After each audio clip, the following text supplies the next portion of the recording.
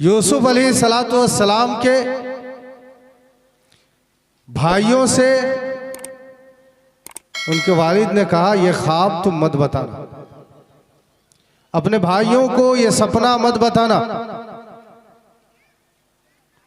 हजरत याकूब अलैहिस्सलाम समझ गए कि मेरा ये बेटा यूसुफ नबी बना करके दुनिया में भेजा गया है। इसने ख्वाब देखा है कि इसे 11 सितारे, चांद और सूरज सजदा कर रहे हैं। याकूब अलैहिस्सलाम समझ गए मेरा ये बेटा यूसुफ दुनिया में नबी बनाकर भेजा गया है। तो उन्होंने कहा, अपना ये सपना अपने भाइयों को मत बताना। और याकूब अलैहिस्सलाम अपने बेटे यूसुफ अलैहिस्सलाम से मोहब्बत ज्यादा करते थे, क्योंकि वो दुनिया में नबी बनाकर भेजे गए। तो और भाइयों को जलन होती थी।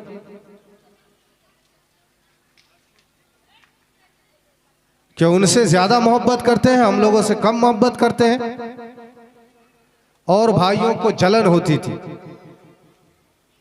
यूसुफ अलैहिस्सलाम के भाइयों ने अपने वालिद याकूब अलैहिस्सलाम से कहा कि हम बकरियां चराने जाते हैं, यूसुफ को भी हमारे साथ भेजिए, यूसुफ भी हमारे साथ खेलेगा कूदेगा, इसका भी दिल बहलेगा, इसे भी अच्छा लगेगा। याकूब अलैहिस्सलाम ने मना फरमा दिया, नहीं, तुम लोगों के साथ यूसुफ नहीं जाएगा।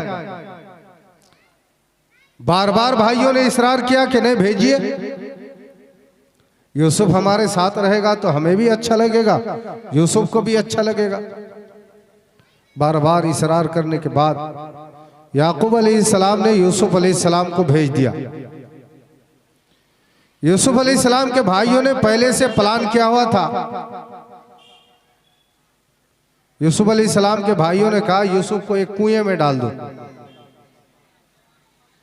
भाइयों ने यूसुफ अलैहिस्सलाम को कुएं में डाल दिया। अल्लाह रब्बुल आलमीन का हुक्म हुआ जिब्रील अलैहिस्सलाम को, मेरा यूसुफ कुआं में गिरने से पहले एक तख्ता लेके जाओ, जन्नत से कुएं में लगा दो और यूसुफ को पकड़कर आराम से उस तख्ते पर बैठा दो। जिब्रील अलैहिस्सलाम तख्ता लेकर आए, जन्नत से कुएं में लगाया, यूसुफ अलैहिस्सलाम को पकड़ के आराम से बैठा दिया। यूसुफ अलैहिस्सलाम उस कुएं में 3 दिन 3 रात तक थे। उनके भाइयों ने एक बकरी ज़बह कर दिया या भेड़िया ज़बह कर दिया, और बकरी का जो खून होता है यूसुफ अलैहिस्सलाम के कुर्ते में लगा दिया, और बाप को ले जाकर के दिखाया कि देखिए, शेर आया था, भेड़िया आया था, यूसुफ को उठाकर ले गया, और भेड़िया ने यूसुफ को खा गया, भेड़िया ने यूसुफ को खा लिया। याकूब अलैहिस्सलाम ने देखा कि कुर्ता में खून तो लगा है, कपड़े में खून तो लगा है, मगर कपड़ा कहीं से फटा हुआ नहीं है। याकूब अलैहिस्सलाम समझ गए ये लोग झूठ बोल रहे हैं। याकूब अलैहिस्सलाम कहते हैं, वो भेड़िया भी अजीब भेड़िया है, यूसुफ को खा लिया मगर यूसुफ का कुर्ता फटा तक नहीं। याकूब अलैहिस्सलाम को इल्म था कि यूसुफ को भेड़िया ने खाया नहीं है, इन लोगों ने कहीं फेंक दिया है। यहां पर भी भाइयों में इख्तिलाफ, भाइयों में झगड़े, दुश्मनी और फितना और फसाद, यह सिलसिला आज का नहीं है, पहले से चले आ रहा है। और शैतान इंसान का खुला दुश्मन है। और आज का हाल यह है कि अब शैतान को जरूरत नहीं है कि वो इंसान को परेशान करे। आज का हाल तो यह है कि इंसान खुद शैतान बन गया है और शैतान बनकर के इंसान को परेशान करता है। शैतान आराम से सोया हुआ है, बेफिक्र।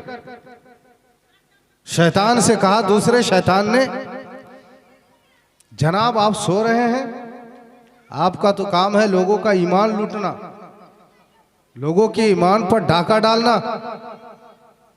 लोगों का अकीदा खराब करना, लोगों को इबादत से रोकना, लोगों को कुरान की तिलावत से रोकना, लोगों को कुरान हदीस पढ़ने से रोकना। आपका तो काम है लोगों को शराबी बनाना, आपका तो काम है लोगों को जुआरी बनाना, आपका तो काम है लोगों को सूदी बनाना, आपका तो काम है लोगों को अय्यार अय्याश और मक्कार बनाना। फिर आप सो रहे हैं। शैतान ने कहा मेरी जरूरत नहीं है, मेरा काम इंसान कर रहा है। कैसे? दुकानदार आज डुप्लीकेट सामान बेचता है और डुप्लीकेट सामान बेचते हुए गारंटी देता है, गारंटी देता है, कीमत भी ज्यादा लेता है। झूठ का कारोबार कर रहा है। इंसान आज सूद खाने में मशगूल हो गया है, सूद खाता है और फख्र से वो घूमता है, इसे कोई आयब और कोई बुराई नहीं समझता। जुआ खेलता है समाज में, सर उठा करके वो जिंदगी गुजारता है। शराब पीता है, फख्र के साथ जिंदगी गुजारता है। तो शैतान का जो काम था वो काम आज इंसान कर रहा है। इस वजह से शैतान को अपना काम करने की जरूरत नहीं। ये बात भी याद रखिएगा, शैतान सिर्फ चौक चौराहे में नहीं होता है, बाजार में नहीं होता है, शैतान माठ घाट में सिर्फ नहीं होता है, शैतान मस्जिद के अंदर भी होता है। सूरह नास आप पढ़ते हैं, जो कुरान करीम की सबसे आखिरी सूरत है। कुल अऊज़ु बिरब्बिन नास मलिकिन नास इलाहिन नास मिन शर्रिल वसवासिल खन्नास अल्लज़ी युवस्विसु फी सुदूरिन नास मिनल जिन्नति वन नास। सूरह नास की मैंने तिलावत की तो इस मौके से एक बात आप लोगों को बताता चलूं कि हम लोग जब इस सूरा को नमाज में पढ़ते हैं तो जो मदरसे का पढ़ा हुआ नहीं है या किसी आलिम से नहीं पढ़ा है तो इस सूरा को पढ़ता है कुल अऊज़ु बिरब्बिन नस मलिकिन नस। वो नस नहीं अलीफ के साथ पढ़ा जाएगा। कुल अऊज़ु बिरब्बिन नास मलिकिन नास इलाहिन नास मिन शर्रिल वसवासिल खन्नास अल्लज़ी युवस्विसु फी सुदूरिन नास मिनल जिन्नति वन नास। सब में खींच करके अलीफ के साथ पढ़ा जाएगा। मगर बंगाल की जुबान का जो तर्ज है जिसे हम तलफ़ुज़ कहते हैं, प्रोनाउंसिएशन कहते हैं या जिसे बांग्ला में उच्चारण कहते हैं, है ना, तो अरबी में हम लोग, उर्दू में हम लोग बहुत सारी गलतियां करते हैं। अलीफ खा जाते हैं और कहते हैं कुल अऊज़ु बिरब्बिन नस मलिकिन नस इलाहिन नस। हमारे बंगाल का लड़का था, यूपी में पढ़ने के लिए गया तो क़िरात का कोर्स कर रहा था, क़िरात का कोर्स। तो कारी साहब ने कहा सुनाओ मियाँ सूरह नास सुनाओ।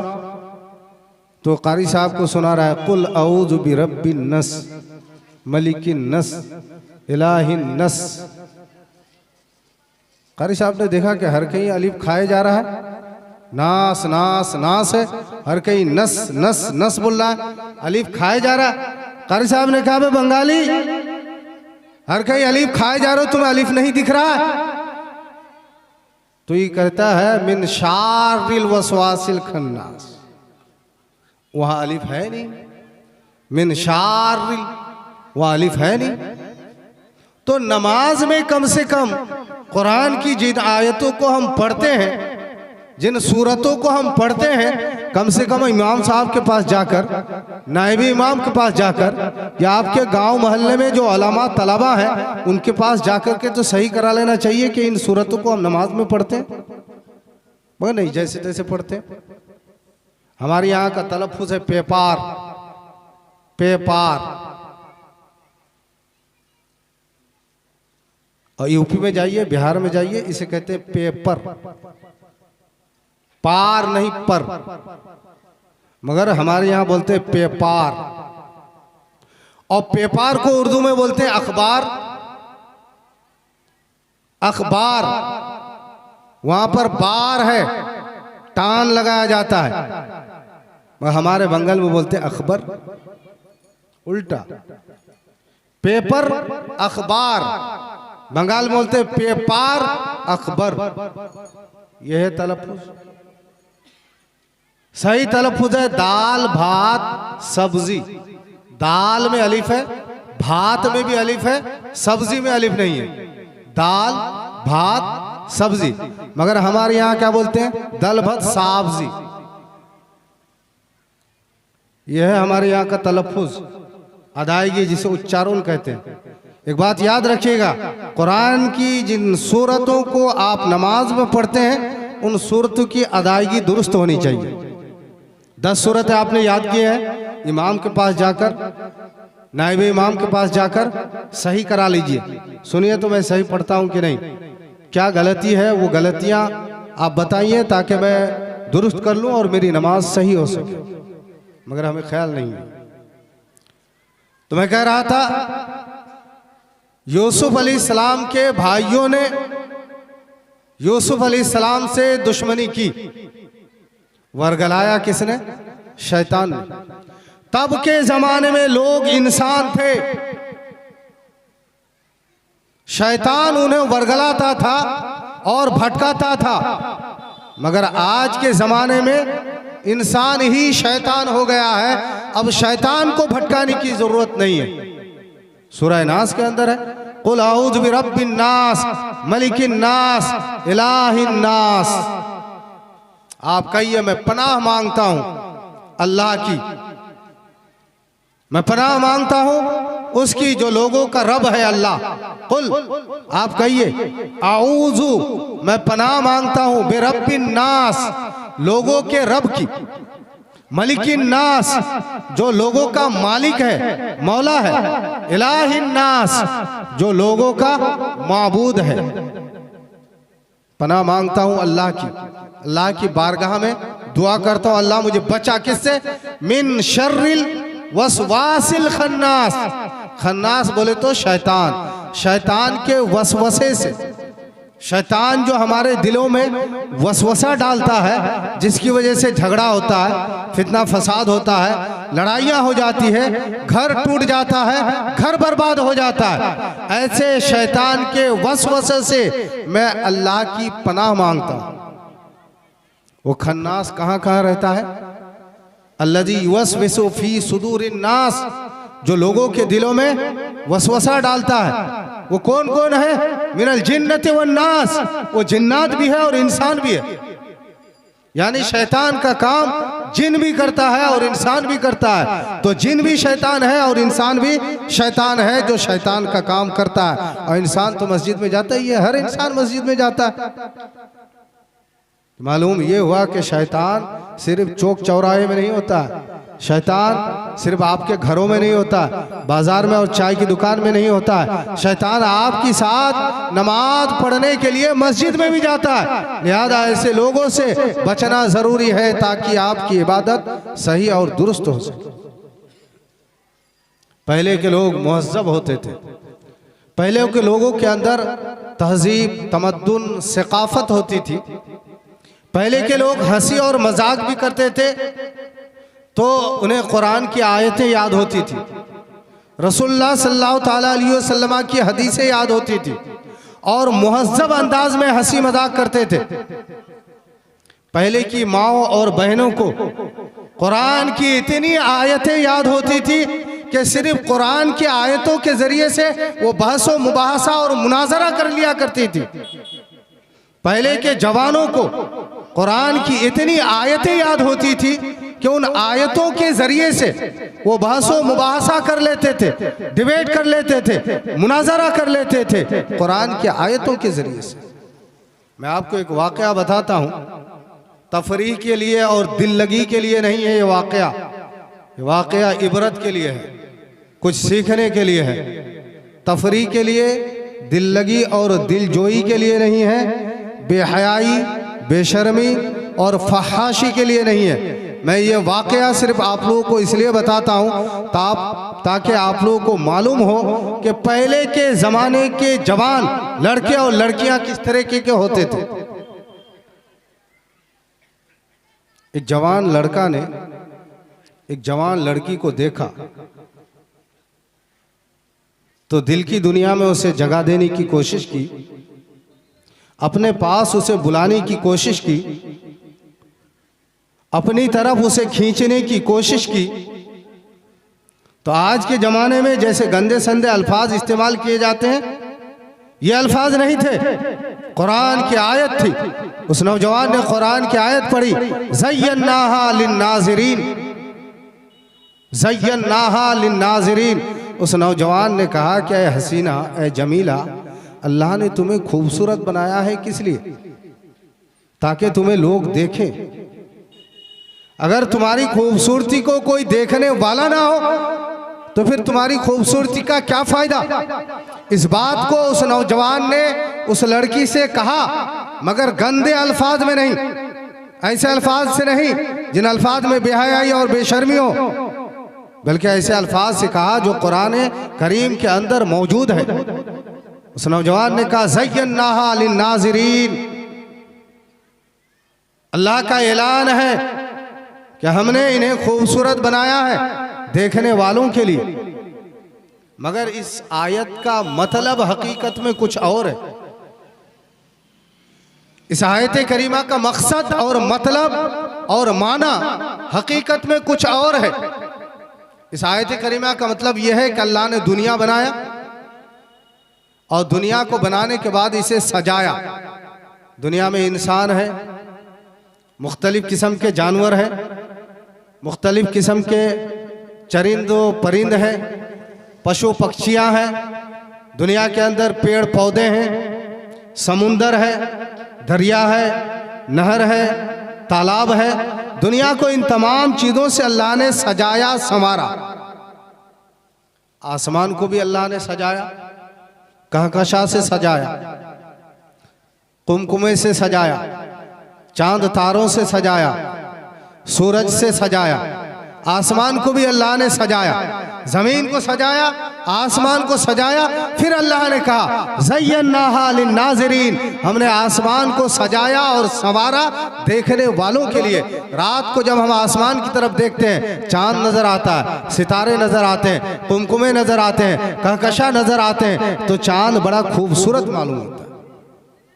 तो अल्लाह ने इस आयत के ज़रिए से आसमान की खूबसूरती को बयान किया, ज़य्यन्नाहा लिन्नाज़िरीन, कि हमने आसमान को आरास्ता किया और सजाया देखने वालों के लिए। मगर इस आयत को उस नौजवान ने फिट किया, ज़य्यन्नाहा लिन्नाज़िरीन, अल्लाह ने तुम्हें खूबसूरत बनाया है देखने वालों के लिए। मगर उस लड़का को सिर्फ कुरान की आयतें मालूम नहीं थी, लड़की को भी कुरान की बहुत सारी आयतें मालूम थी। जब लड़का ने कहा ज़य्यन्नाहा लिन्नाज़िरीन, तो उस नौजवान लड़की ने उसे जवाब दिया, व हफ़िज़नाहा मिन कुल्लि शैतानिर रजीम, और हमने इनकी हिफाजत भी की है हर मरदूद शैतान से। हमारी खूबसूरती पर कोई शैतान मरदूद डाका नहीं डाल सकता है, हमारी हसीन और जमील चेहरे पर कोई भी शैतान मरदूद डाका नहीं डाल सकता है। ये उस नौजवान लड़की ने उस नौजवान लड़का को जवाब दिया, हाफिज़नाहा मिन कुल्लि शैतानिर रजीम, कि हमने इन हसीना और जमीला खूबसूरत लड़कियों की हिफाजत भी की है, मरदूद शैतान से हमने इन्हें बचाया भी है। नौजवान लड़का ने सोचा कि सीधी उंगली से घी नहीं निकलती है, उंगली थोड़ी टेढ़ी करनी पड़ती है। सीधी उंगली से कभी घी नहीं निकलती, उंगली टेढ़ी करनी पड़ती है। तो लड़का ने बहलाने और फुसलाने की कोशिश की। लड़का ने फिर कुरान की आयत पढ़ी, नुरीदु अन नाकुला शय्यम मिनहा तत्मइन्नु कुलूबुना, हम तो बस इतना चाहते हैं कि हमारा दिल मुतमईन हो जाए, दिल को सुकून और करार मिल जाए, बस इतनी हमारी ख्वाहिश है, इससे ज्यादा की हमारी कोई ख्वाहिश नहीं। लड़की ने कुरान की आयत पढ़ी और कुरान की आयत से लड़का को जवाब दिया, लन तनालुल बिर्रा हत्ता तुनफिकू मिम्मा तुहिब्बून, तुम नेकी के मकाम को हरगिज नहीं पहुंच सकते, नेकी के मकाम पर फाइज नहीं हो सकते जब तक के तुम अपना महबूब तरीन माल यानी रुपया खर्च ना करो। यानी लड़की ने कहा अगर तुम चाहते हो अपना मकसद पूरा करना तो तुम्हें शादी करनी होगी, निकाह करना होगा और रुपया जो महबूब तरीन माल है महर में देना होगा, फिर तुम्हारी ख्वाहिश पूरी होगी, फिर तुम्हारा मकसद पूरा होगा। लड़का ने कहा वल्लज़ीना ला यजिदूना निकाह, जिसके पास पैसे ना हो वो महर कहां से देगा, वो निकाह कहां से करेगा। मेरे पास पैसे नहीं है कि मैं महर दूं और निकाह करूं, ऐसी सूरत में मैं क्या कर सकता हूं। मैं एक जवान हूं, मेरे पास पैसे नहीं है कि महर दे करके मैं निकाह करूं।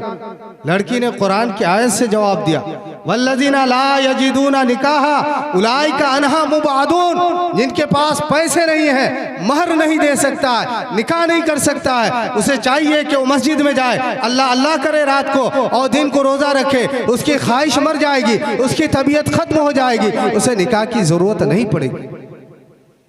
लड़का भी कुरान की आयतों से मुकाबला कर रहा है, लड़की भी कुरान की आयत से जवाब दे रही है। लड़का ने हर चंद कोशिश की, लड़की ने नहीं माना, लड़का खिसियाया और लड़का ने कहा लानतुल्लाहि अलैक, इतना समझाया तुमने ना समझा, इतना मनाया तुमने ना मना, लानतुल्लाहि अलैक के, तुम पर अल्लाह की लानत हो, तुम पर अल्लाह की लानत हो। लड़का ने कहा तुम पर अल्लाह की लानत हो, अल्लाह तुम्हें लानत बरसाए तुम पर। तो लड़की किस कदर चालाक थी और होशियार थी उस जमाने की लड़कियां, आजकल की लड़कियां नहीं। हमारी माए बहनें जिस तरीके से चौक चौराहे में घूमती हैं, इस तरीके की लड़कियां नहीं थी। शौहर घर बैठा हुआ रहता है और वो जाती है मार्केटिंग के लिए। शौहर अगर 20,000 की भी साड़ी लेकर के आए, मार्केट में जो सबसे टॉप क्वालिटी की साड़ी है वो भी अगर लेकर के आए तो कहेगी कि ये आदमी काना आदमी है, इसको तो पसंद करना आता ही नहीं। मार्केट में जो सबसे टॉप क्वालिटी की साड़ी है 20-30 हजार उसकी कीमत है, आप खरीद करके ला करके दो तो कहेगी आदमी काना है, इसे तो पसंद करना आता ही नहीं। उसका मकसद अलग है, उसका मकसद मार्केट जाना है, मार्केट में घूमना है, ये है उसका मकसद। आजकल लड़के घर बैठे रहते हैं, लड़कियां मार्केट घूमती है। पसंद करने का मेयार लड़कियों के पास है, नापने का तराजू लड़कियों के पास है। मर्दों ने सब कुछ खो दिया, अपना वक़ार, अपनी इज्जत मर्दों ने सब कुछ खो दिया। मगर उस जमाने की लड़कियां किस तरह की लड़कियां थी। लड़का ने जब खिसिया करके कहा ना लानतुल्लाहि अलैक, तुम पर अल्लाह की लानत हो, तो लड़की ने कुरान मुकद्दस की आयत करीमा पढ़ करके जवाब दिया लिद्दकरि मिस्लु हज़्ज़िल उन्सयैन। मियाँ क्या बात करते हो, जब किसी का बाप मरता है तो लड़का डबल लेता है, लड़की सिंगल लेती है। जब किसी का बाप मरता है तो लड़का भाग डबल लेता है और लड़की सिंगल लेती है, बेटा डबल लेता है और बेटी सिंगल लेती है। लानत की बात आई तो मेरे ऊपर लानत होगी, मेरे ऊपर जितनी लानत होगी तुम्हारे ऊपर उससे डबल लानत होगी। मेरी बातें समझ में आ रही है। वो थी हमारी माया और बहनें जो पर्दे में रहती थी, कुरान की आयतें जुबानी याद रखती थी। किसी का कदम अगर फिसल जाए, कोई अगर भाग जाए, कोई अगर रास्ते से भटक जाए तो उस जमाने की माया और बहनें उसे सीधा रास्ता दिखाती थी। उमर फारूक रज़ी अल्लाह ताला अन्हु का जमाना है। हजरत उमर फारूक रज़ी अल्लाह ताला अन्हु की खिलाफत है, वो खलीफतुल मुस्लिमीन है। उस जमाने में एक नौजवान लड़का ने एक नौजवान और खूबसूरत लड़की को मोहब्बत की दावत दी।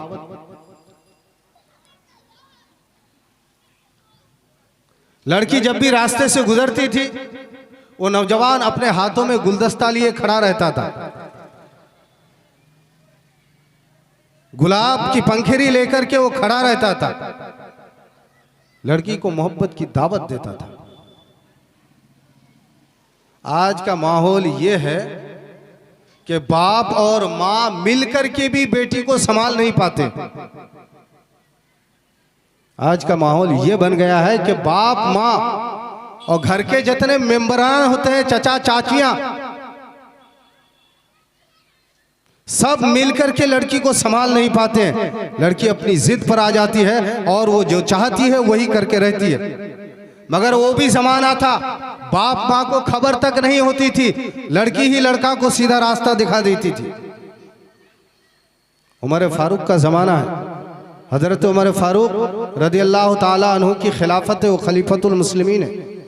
एक नौजवान लड़का, एक नौजवान और खूबसूरत लड़की को मोहब्बत की दावत देता है, मोहब्बत का पैगाम देता है।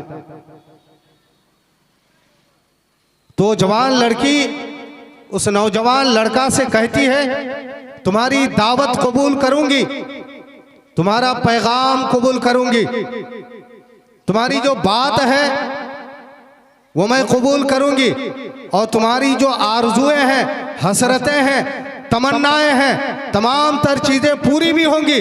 लेकिन मेरी एक शर्त है, मेरी शर्त यह है कि लगातार 40 दिन तक खलीफतुल मुस्लिमीन हजरत उमर के पीछे जमात के साथ नमाज अदा करके आओ, तुम्हारी दावत कबूल होगी। मगर एक शर्त है, शर्त वो ये है कि लगातार 40 दिन, एक दिन का भी नागा ना हो, एक वक्त का भी नागा ना हो, लगातार 40 दिन हजरत उमर के पीछे जमात के साथ नमाज पढ़ के आओ। 40 दिन जब तुम्हारे पूरे हो जाएंगे, मैं यही खड़े मुंतजिर तुम्हारा इंतजार करूंगा। नौजवान ने कहा, बड़ी हसीना और जमीला है, इसकी मोहब्बत पाने के लिए 40 दिन तो क्या 40 साल भी काम करना पड़े तो भी मंजूर। वो नौजवान नमाज पढ़ना शुरू करता है। उसने 5 वक्तों की नमाज पाबंदी के साथ पढ़ना शुरू कर दिया। हजरत उमर के पीछे 5 वक्त की नमाज जमात के साथ पढ़ रहा है। 10 दिन गए, 20 दिन गए, इधर वो नमाज पढ़ रहा है, अल्लाह उसकी दिल की दुनिया बदल रहा है। नमाज़ें इधर पढ़ रहा है, अल्लाह तबारक व तआला उसका दिल साफ और सुथरा कर रहा है। दिन गुजरते जा रहे हैं, गुजरते गुजरते 40 दिन हो गए।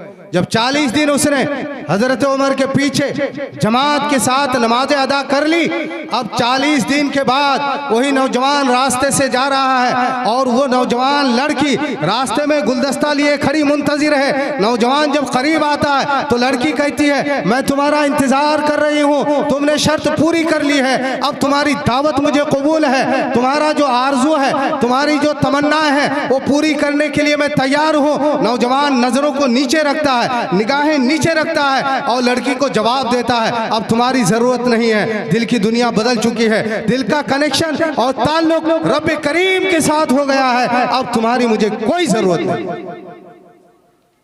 उसने दिमाग ठिकाने पर लगा दिया। इसका दिमाग जो अर्श पर पहुंचा हुआ था ठिकाने पर लगा दिए। मगर आजकल क्या होता है, छछुंदरपनी होता है और उसके बाद जूते पड़ते हैं सर पर। किसी शायर ने क्या ही खूब कहा है, इश्कबाजी में है तेरा दिल धतोड़ा हुआ, जब 2-4 जूता पड़ा तो तेरा इश्क पूरा हुआ।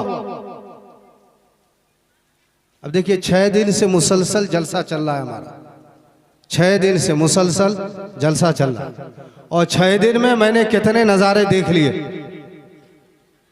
कहां कहां के बच्चे आकर के कभी उस रास्ते में लड़ाई शुरू कर देते हैं, कभी इधर लड़ाई शुरू कर देते हैं। ऐसे ऐसे वो ये समझता है कि हम लड़ेंगे, झगड़ेंगे, अपनी आवाज़ बुलंद करेंगे, गाली गलौज करेंगे तो हमारी एक पहचान होगी, इंट्रोडक्शन होगा, कहेगा कि फलां जगह का लड़का है, दादागिरी कर रहा है। उस कमीने को ये मालूम नहीं कि सारे लोग उसे गालियां दे रहे हैं और इतनी गालियां दे रहे हैं उसे जिससे उसके सातों खानदान रोशन हो जाएंगे। हमारी नौजवान नस्लों में क्या है, मौसम है सर्दी का, पुस महीने का दिन है ना, और जैकेट भी नहीं है, मोटी गंजी भी नहीं है जिस्म में, बाइक पे चढ़ा और 180 की स्पीड करता है कि नहीं हमारा नौजवान। सर्दी का मौसम है, लोग सरसर कांप रहे हैं और उसने सिगरेट पिया, बदन गर्म हो गया, मोटरसाइकिल पर बैठा, और धर धर धर धर चारों गियर लगा दिया 180 की स्पीड, और सोचता है कि लोग मुझे अच्छा कह रहे हैं। कितनी गालियां दे रहे हैं तुम्हें मालूम नहीं है, कितनी बद्दुआएं हो रही है तुम्हारे लिए तुम मालूम नहीं है। तुम समाज में रहने के लायक नहीं हो, तुम्हें तो जंगल में रहना चाहिए, समाज में तो इंसान रहते, तुम तो इंसान ही नहीं। पहले हमारा जमाना था, हम जब बच्चे थे, अभी ये 10-20 साल से ये सब हो रहा है। हम लोग जब बच्चे थे तो बड़ा भाई अगर आगे से आ रहा है तो हम लोगों ने रास्ता बदल लिया। बड़ा भाई का दोस्त अगर आ रहा है रास्ते से तो हमने रास्ता बदल लिया कि ये बड़ा भाई का दोस्त है, भाई को कह देगा। इतना डर था। और अभी बाप बैठा है वहां चाय की दुकान में और बेटा यहाँ पोंपो सिगरेट टानता। ये हो गई है हमारी सोसाइटी। चचा भतीजा एक ही दुकान में, एक समाज का बड़ा बुजुर्ग और छोटा नौजवान सबके सब एक ही दुकान में, और सब टीवी देख रहे हैं, सिनेमा देख रहे हैं। वो भी जो है हो हल्ले करता है, ये भी करता है, कोई फर्क नहीं। इन्ना शैतान लिल इंसान अदुव्वुम मुबीन, शैतान इंसान का खुला दुश्मन है, शैतान इंसान का बड़ा दुश्मन है। इस वजह से शैतान से बचने के लिए अल्लाह रब्बुल आलमीन की बारगाह में दिन में कम से कम 100 मरतबा तौबा कीजिए। दिन में कम से कम 100 मरतबा तौबा कीजिए। जब भी मौका मिले आप तौबा कीजिए। अस्तगफिरुल्लाह रब्बी मिन कुल्लि ज़ंबिन व अतूबु इलैह। इतना नहीं पढ़ सकते हैं, जब भी कुछ गलत देखिए कम से कम जुबान से अस्तगफिरुल्लाह कहिए। लाइट चली गई, अस्तगफिरुल्लाह। किसी को ठोकर लग गई, अस्तगफिरुल्लाह। आपके हाथ से कोई सामान गिर गया, अस्तगफिरुल्लाह। माँ बहनों के हाथ से घर में काम करते हुए कोई सामान गिर जाता है, अस्तगफिरुल्लाह। इस तरीके से आप अगर अस्तगफिरुल्लाह पढ़ने का और तौबा करने का मामूल बना लेंगे तो दिन में 100 मरतबा हो ही जाएगा। नबी अलैहिस्सलातु वस्सलाम की जिंदगी का उसूल रहा है, नबी अलैहिस्सलातु वस्सलाम दिन भर में 40 मरतबा से ज्यादा तौबा करते थे।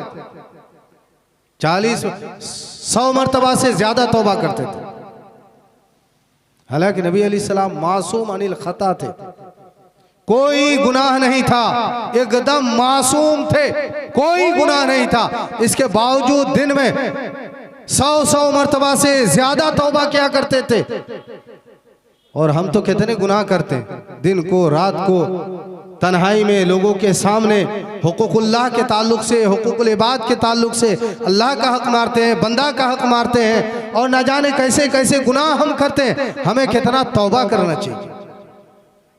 और याद रखिए, तौबा से अल्लाह तबारक व तआला बड़ा खुश होता है। जो तौबा करता है अल्लाह तबारक व तआला उससे बड़ा खुश होता है। नबी अलैहिस्सलातु वस्सलाम फरमाते हैं, एक मरतबा, ये हकीकत नहीं है, समझाने के लिए एक मिसाल, एक उदाहरण नबी अलैहिस्सलातु वस्सलाम ने दिया है समझाने के लिए, सिर्फ और सिर्फ। ये कोई हकीकी वाकया नहीं है। नबी अलैहिस्सलातु वस्सलाम फरमाते हैं सहाबा से, ये बताओ कि एक आदमी जंगल का सफर कर रहा है।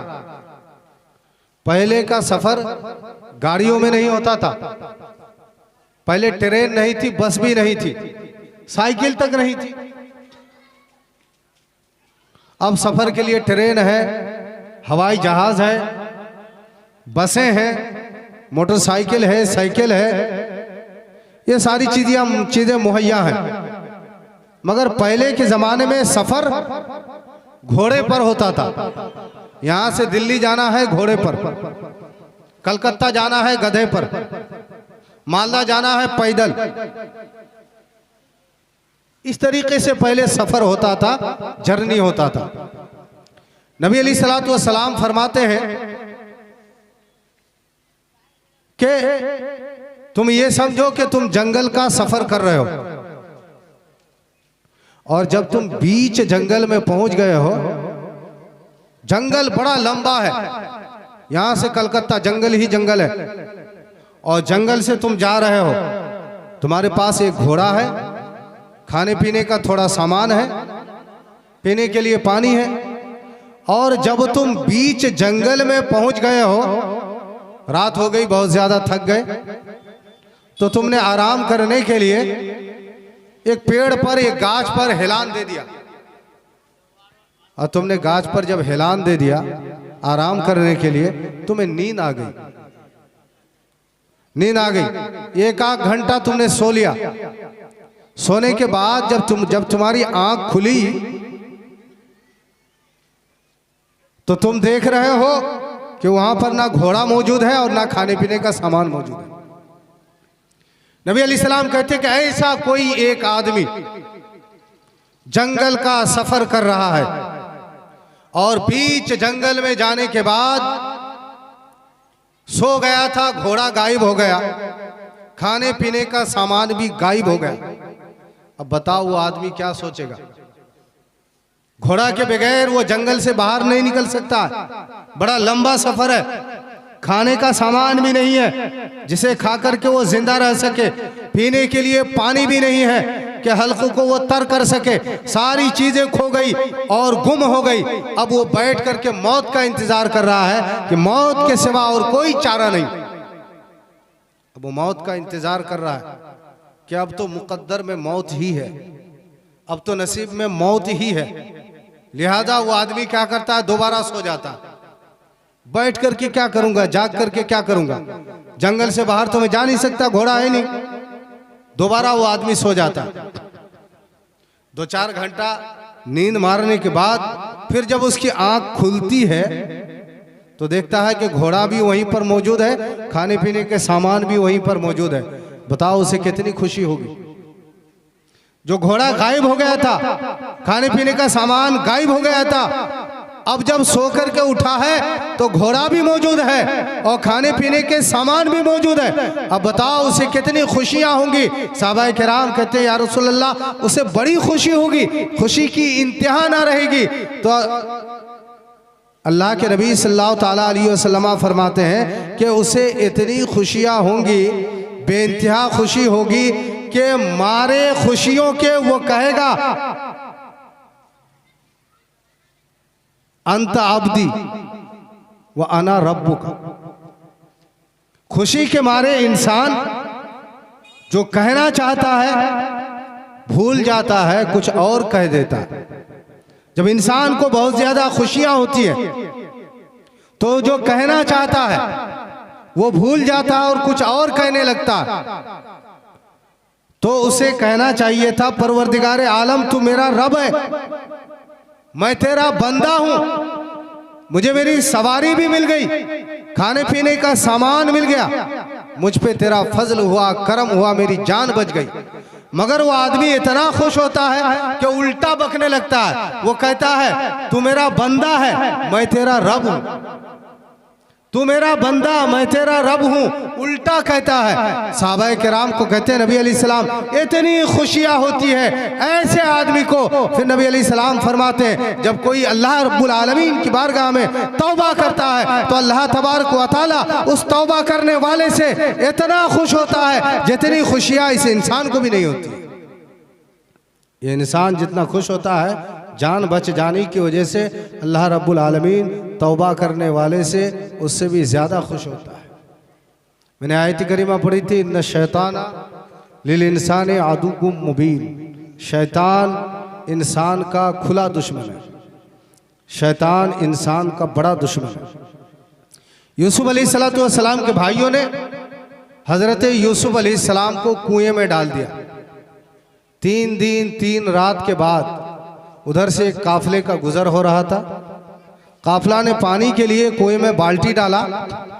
यूसुफ अलैहिस्सलाम ने बाल्टी को पकड़ लिया और जब बाल्टी बाहर खींचा, बाल्टी बाहर आई तो देखा कि एक खूबसूरत बच्चा, एक हसीन और जमील बच्चा। देखिए भाइयों में किस कदर इख्तिलाफ हो जाता है, कभी कभी झगड़े किस कदर हो जाते हैं। 3 दिन के बाद जब कुएं से यूसुफ अलैहिस्सलाम बाहर आए तो यूसुफ अलैहिस्सलाम के भाइयों ने देखा अरे यूसुफ तो अभी तक जिंदा है, मरा नहीं। यूसुफ अलैहिस्सलाम के भाई फिर गए वहां और जिन लोगों ने यूसुफ अलैहिस्सलाम को कुएं से निकाला उन लोगों से कहने लगे कि ये हमारा गुलाम है, ये हमारा गुलाम है, अगर तुम लोग खरीदना चाहते हो तो हम बेच देंगे। सौदा तय हुआ। लोगों ने 20 दिरहम में यूसुफ अलैहिस्सलाम को खरीद लिया। यूसुफ अलैहिस्सलाम के सब्र का यह मकाम था कि उनके भाइयों ने कुएं में डाल दिया, उन्होंने उफ नहीं किया। अब भी आकर झूठ बोल रहे हैं और 20 दिरहम में बतौर गुलाम के लोगों के पास बेच रहे हैं, फिर भी यूसुफ अलैहिस्सलाम ने उफ ना कहा। यूसुफ अलैहिस्सलाम ने उफ तक ना कहा। यूसुफ अलैहिस्सलाम को उनके भाइयों ने बेच दिया। यूसुफ अलैहिस्सलाम को लोग लेकर मिस्र के बाजार में गए। बाजार लगा, यूसुफ अलैहिस्सलाम की बोली लगाई गई, बाजार में बोली लगाई गई।